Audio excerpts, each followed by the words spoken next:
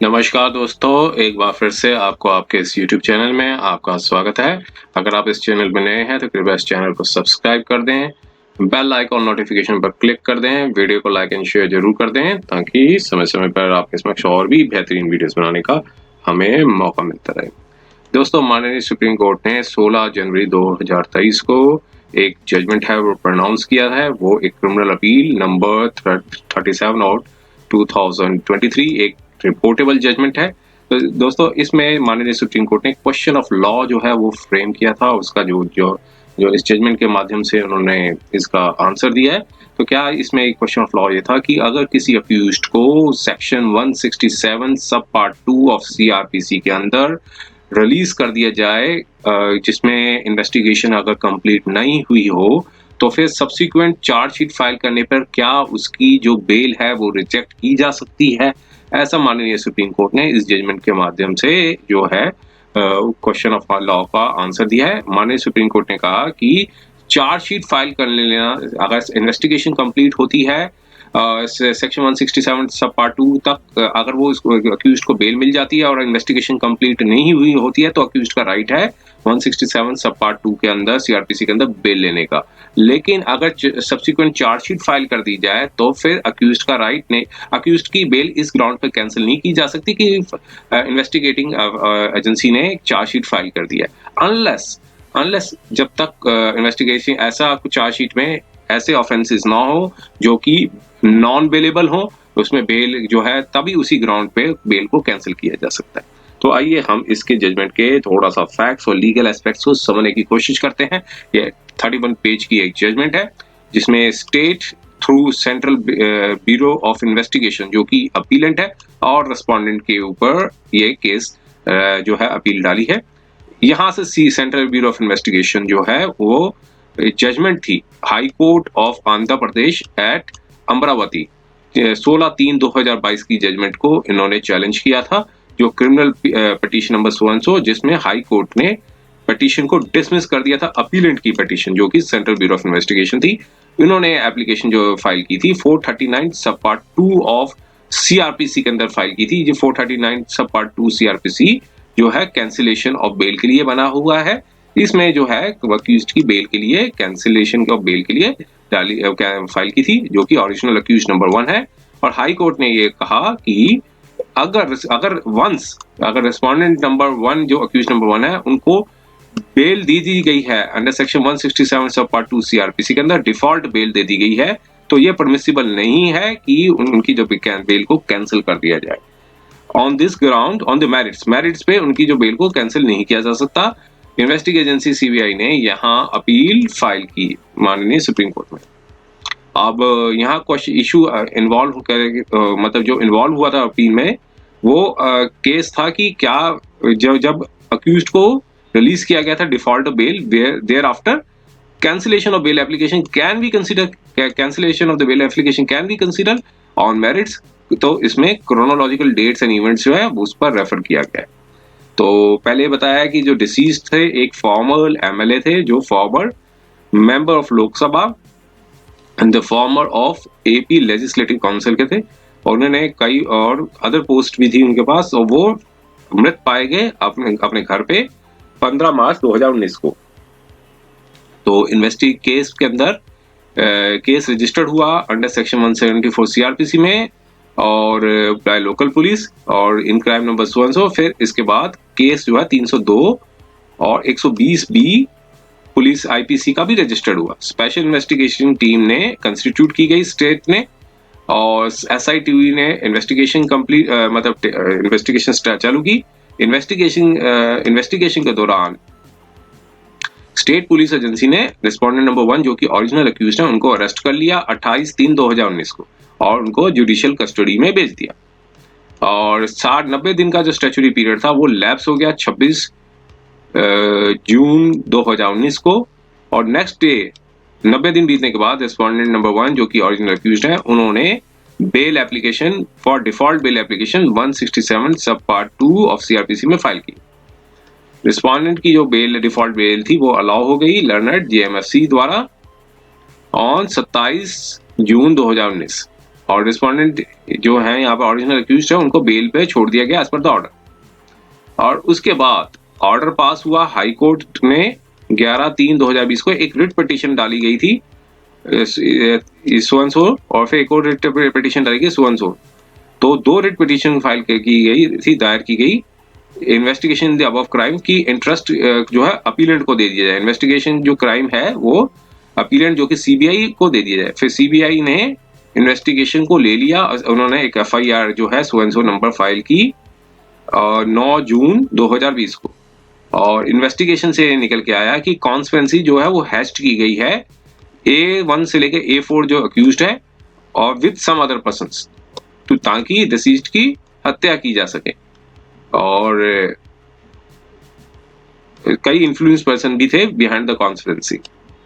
CBI ने final और first chargesheet जो है 26 अक्टूबर 2021 को फाइल की और उनमें A1 से लेकर A4 के जो नाम डाले गए, सीबीआई ने एक आगे एक एप्लीकेशन स्पेशल कोर्ट में भी डाली सेक्शन 439 सब पार्ट 2 सीआरपीसी में, ताकि बेल कैंसिलेशन और बेल की जा सके। रेस्पोंडेंट्स को जो बेल दी गई उसको कैंसिल किया जा सके, लेकिन वो डिसमिस हो गई ट्रायल कोर्ट द्वारा 30 जो नवंबर 2021 है उसमें उनकी जो है ट्रायल कोर्ट ने वो डिसमिस कर दी। और उसके बाद सीबीआई ने एक सप्लीमेंट्री चार्जशीट फाइल की against the accused number 5 under section और under section 201 read with 120 B और 302 और 201 आईपीसी के अंदर अगेंस्ट द रिस्पोंडेंट जो ओरिजिनल अक्यूज्ड है उनके अंदर सेक्शन 201, 506 और 120 भी रीड विद 201 आईपीसी। फिर ये सारे सेक्शंस के बाद सीबीआई ने फर्दर इन्वेस्टिगेशन की और इन्वेस्टिगेशन को कंटिन्यू किया और स्टेटमेंट को रिकॉर्ड अप्रूवर जो थे A4 के स्टेटमेंट को रिकॉर्ड किया। और उसके बाद सीबीआई ने क्रिमिनल पिटीशन नंबर 1 फाइल की before the high court under section 439 सब पार्ट 2 सीआरपीसी, ताकि बेल को कैंसिल किया जा सके जो कि रिस्पोंडेंट नंबर 1 है, अक्यूज नंबर 1। लेकिन हाई कोर्ट ने रिजेक्ट कर दी पिटीशन इस ग्राउंड पे कि रिस्पोंडेंट नंबर 1 को ओरिजिनल अक्यूज है उनको ऑलरेडी डिफॉल्ट बेल दी जा चुकी है और बेल को कैंसिल नहीं किया जा सकता मेरिट्स पे। अब इसके बाद यहाँ पर सीबीआई ने यहाँ अपील जो है वो फाइल की। अब दोनों पार्टीज ने अपनी अपनी कंटेंशंस दी। अब माननीय कोर्ट ने क्या अपना ऑब्जर्वेशन दिया, हम सीधा उस पर डायरेक्टली आते हैं।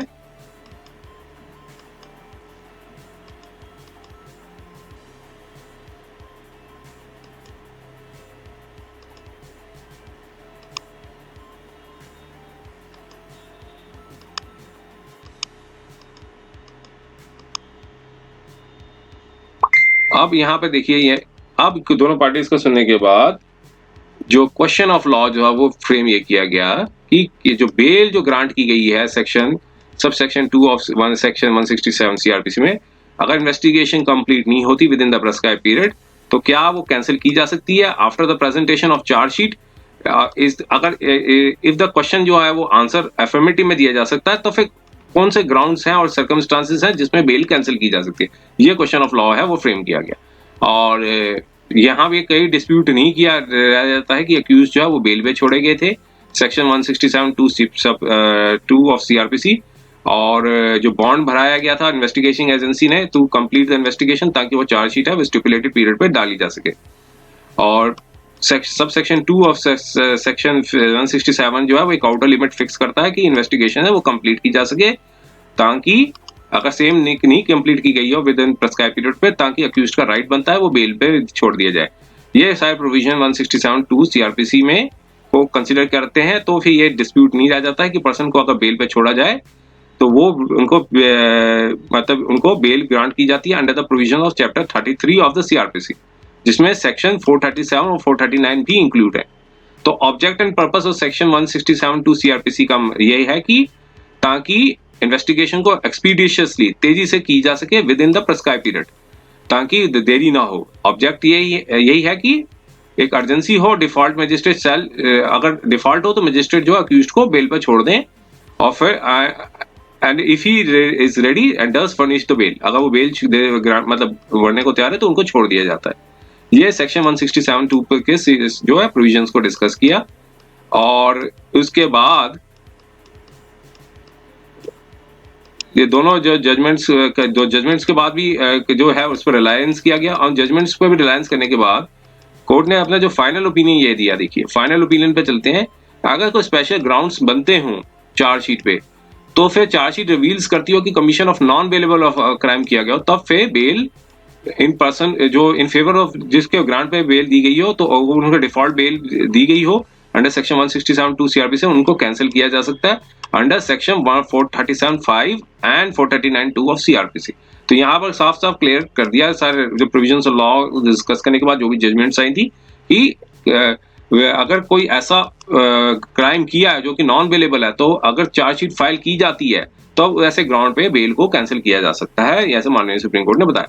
ये सारी जजमेंट्स पर रिलायंस करने के बाद ही ये जो कंक्लूजन निकला। तो अब यहाँ से निकल के आया कि जो चार्जशीट जो थी वो फाइल की गई थी on default bail under section 167(2) CrPC, लेकिन वो एक ग्राउंड नहीं है कि वो बेल को कैंसिल कर दिया जाए जिसको अगर डिफॉल्ट बेल पे छोड़ा गया हो। लेकिन अगर चार्जशीट से निकल के आया, कंक्लूजन निकल के आया कि ये स्ट्रॉन्ग केस बनता है और मेरिट्स पे ये पता है कि अक्यूज ने एक नॉन बेलेबल ऑफेंस किया हुआ है, तो फिर ऐसे स्पेशल ग्राउंड्स को देखते हुए सेक्शन 437(5) और 439(2) सीआरपीसी को देखते हुए और ग्राउंड्स को देखते हुए जिसको पर्सन को बेल पे छोड़ा गया हो उसकी बेल को कैंसिल किया जा सकता है।